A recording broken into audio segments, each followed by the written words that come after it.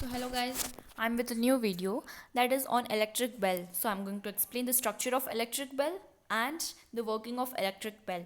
Please like and subscribe. Let us move forward. Structure of electric bell. So let me discuss what is the structure of electric bell. So an electric bell is the most common application of electromagnets. It consists of an electromagnet, a springy iron strip, a hammer, a gong, two switches and connecting wires. So this is how you can see the structure in the screen also. Now let me discuss about working of electric bell.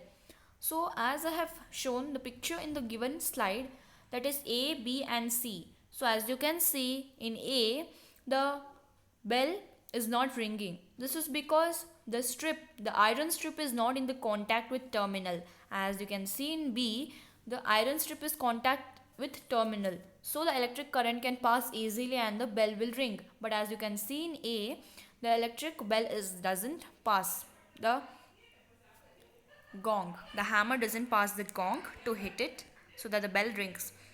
And one more thing you can observe is in A the switch is off and in B the switch is on. So this is the difference between A and B. Now let me discuss in more that how it works.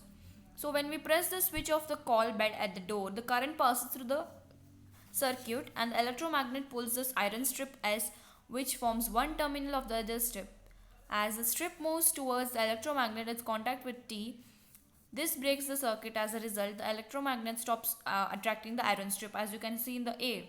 The strip goes back to its original position and its contact with terminal T is re-established. So this backward and forward movement of iron strip take place many a times in second and produces sound. The loudness of sound may be enhanced with the help of a hammer attached to the strip S, which in turn strikes the gong G.